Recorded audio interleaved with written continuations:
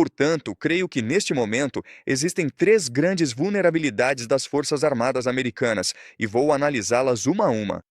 Mas a primeira é a vontade política, ou melhor, a falta de vontade política, o que significa que a população americana não apoia esta guerra. Quase 80% dos americanos se opõem a um primeiro ataque contra o Irã. E hoje, apenas cerca de 40% dos americanos ainda apoiam a operação militar contra o Irã.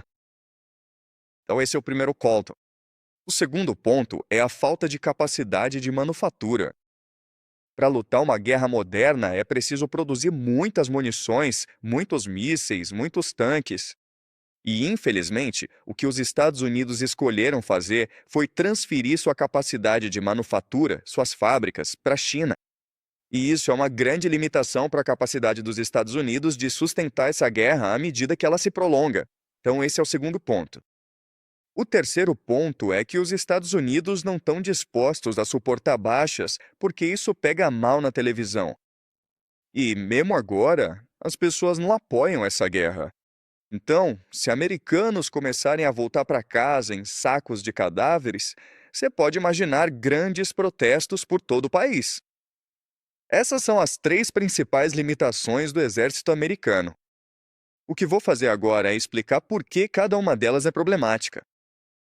O primeiro é a questão da vontade política.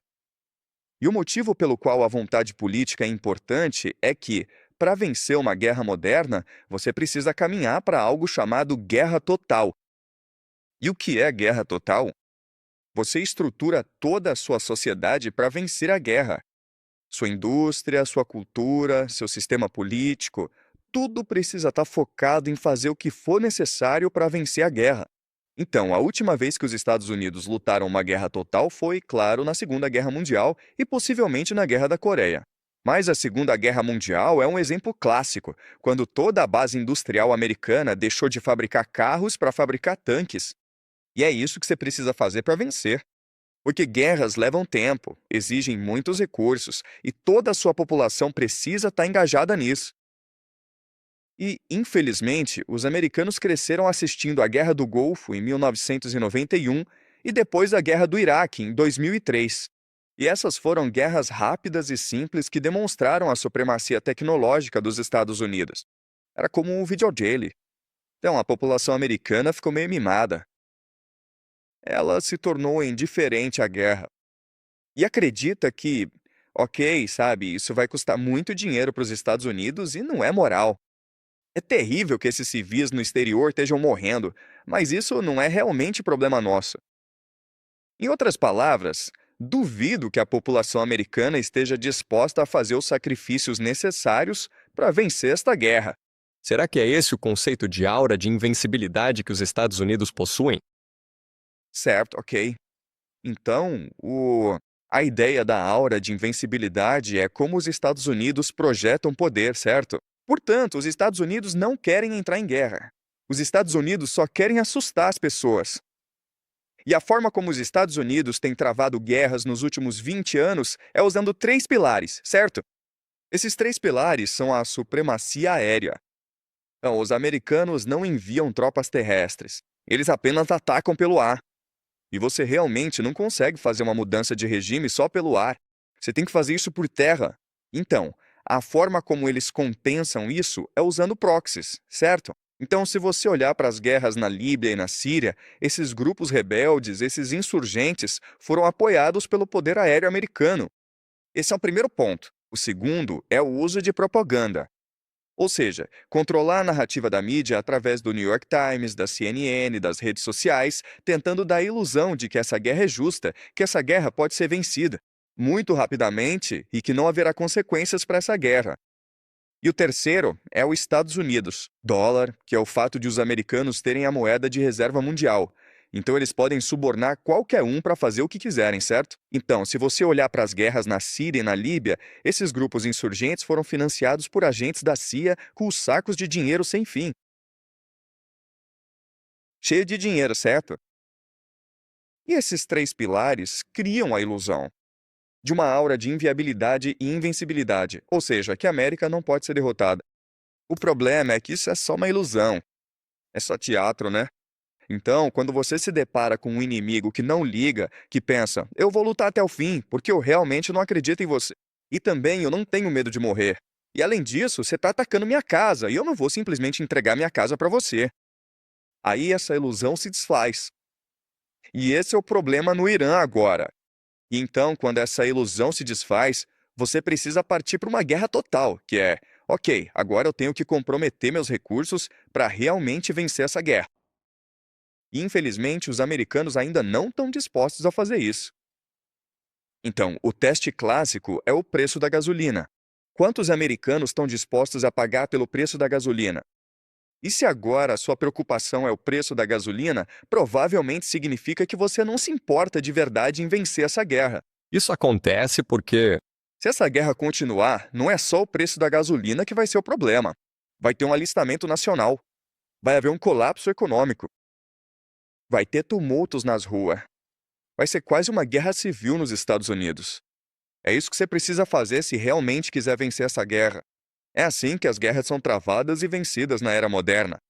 Comprometimento total, foco total em vencer essa guerra. E, novamente, a questão é: os americanos têm vontade política para lutar e vencer essa guerra? E essa é uma grande incógnita. Então, para lutar essa guerra, não dá para continuar assim, porque é preciso caminhar para a manufatura. É preciso avançar para a exploração e aproveitamento de recursos. E os americanos já não querem mais fazer o trabalho pesado, né? Então, lá nos anos 50 e 60, os americanos tinham orgulho de ser operários de fábrica, de realmente criar coisas. E agora, eu acho que o trabalho braçal é visto meio como coisa de imigrante legal. Não é o que os verdadeiros americanos fazem. Tenho certeza de que muitos americanos adorariam trabalhar numa fábrica, até realmente trabalharem numa e perceberem o quão difícil é. Então, essa é a segunda questão. Os americanos estão dispostos a voltar para as fábricas e fazer o trabalho duro de reconstruir o setor manufatureiro para vencer essa guerra? Ok, essa é uma segunda grande questão. Certo. A terceira grande questão é sobre baixas. Os americanos estão dispostos a morrer no Oriente Médio? E infelizmente, desta vez é diferente. Se os Estados Unidos entrarem no Irã com tropas terrestres, se esse compromisso durar 4 ou 5 anos, se os Estados Unidos perderem esta guerra, significa o colapso da economia americana, significa o colapso da economia global e significa o colapso do petrodólar, do dólar americano como moeda de reserva mundial. Basicamente, significa que os americanos agora são pobres. Então, essas são três grandes perguntas. Uma delas é: a nação consegue se unir politicamente em torno da ideia de vencer essa guerra no Oriente Médio? Acreditar que é uma causa pela qual vale a pena morrer. Então, a segunda pergunta é: os Estados Unidos estão dispostos a fazer a transição de sua economia da financiarização de volta para a manufatura?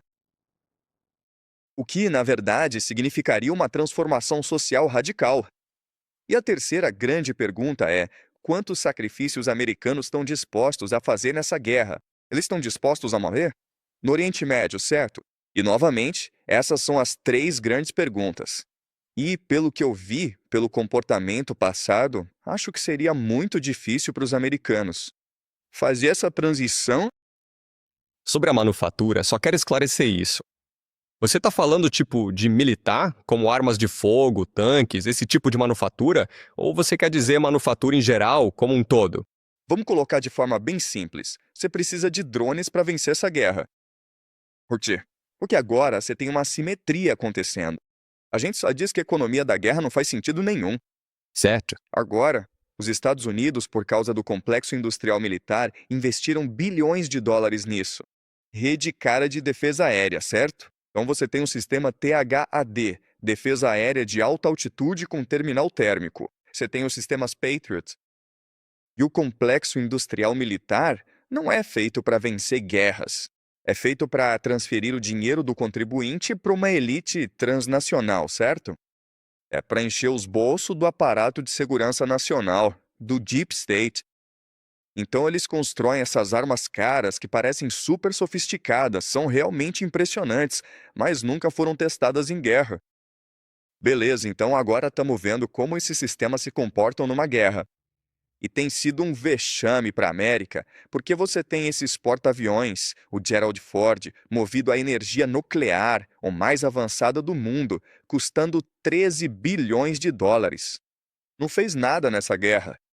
Na verdade, meio que fugiu do teatro de operações por causa desse incêndio na lavanderia, e as pessoas especulam que não foi bem um incêndio na lavanderia. Parece que eles foram atingidos por um drone ou um míssil balístico.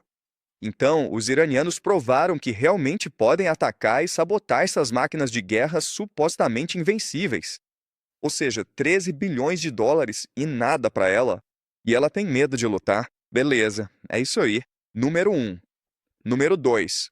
Você tem esses aviões mais avançados, o F-35, o mais avançado do mundo, custa 100 milhões de dólares cada, levou 26 anos para ser totalmente desenvolvido. Supostamente é furtivo, você não consegue ver.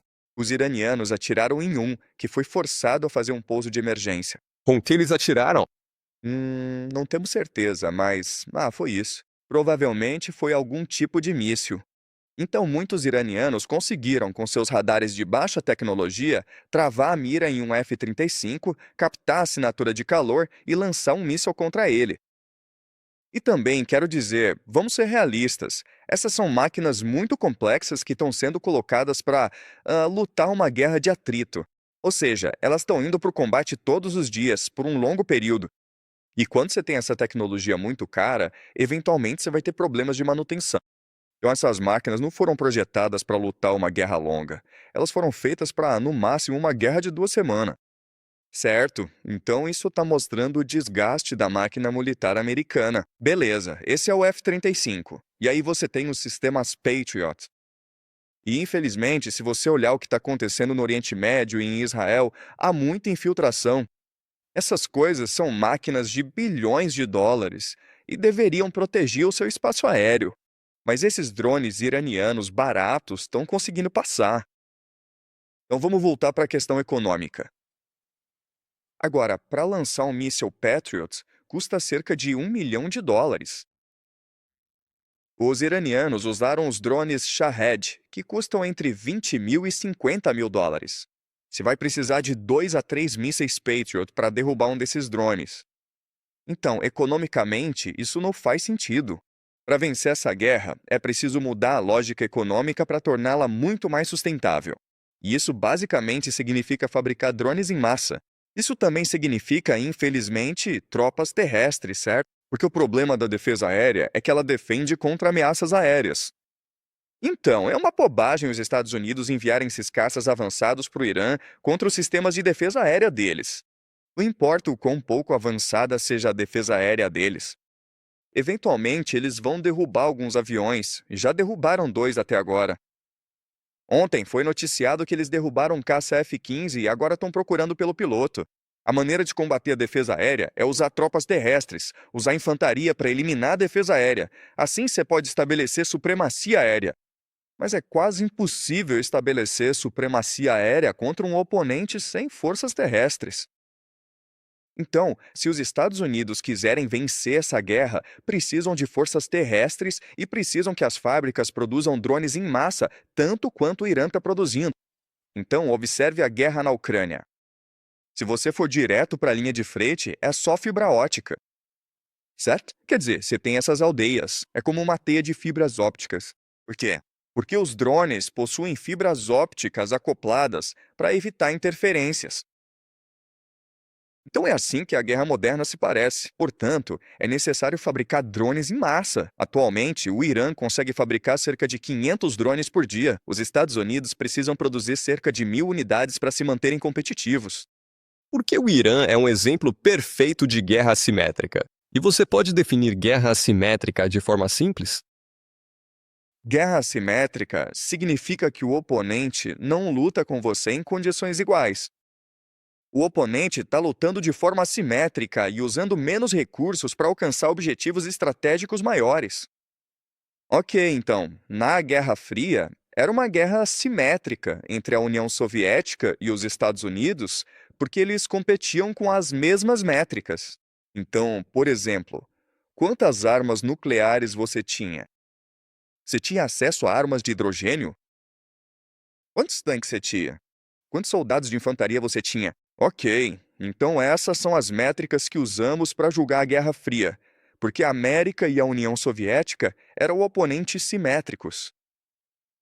A simetria acontece quando você luta, quando os lados opostos não são iguais em termos de economia, demografia e geografia. Então, na situação iraniana, os iranianos tiveram pelo menos 20 anos para se preparar para o hoje.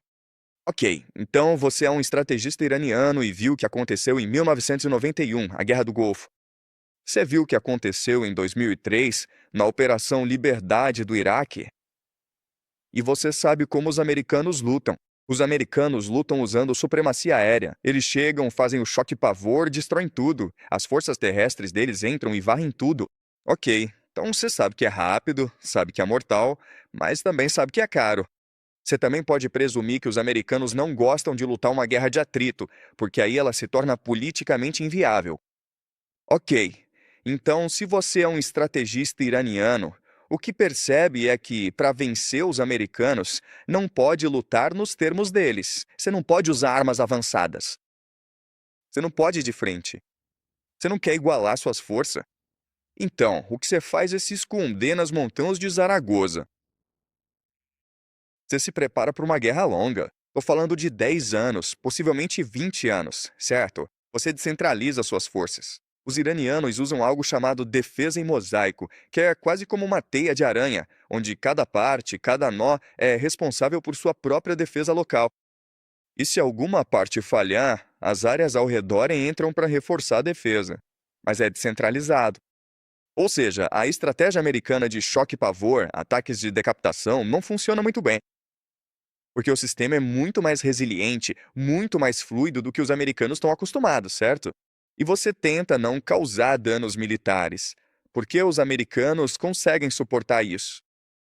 O que você faz é atacar gargalos econômicos. Por exemplo, o Estreito de Hormuz, por exemplo, os campos de petróleo do Oriente Médio, certo? Essa é a ideia de uma guerra essencial.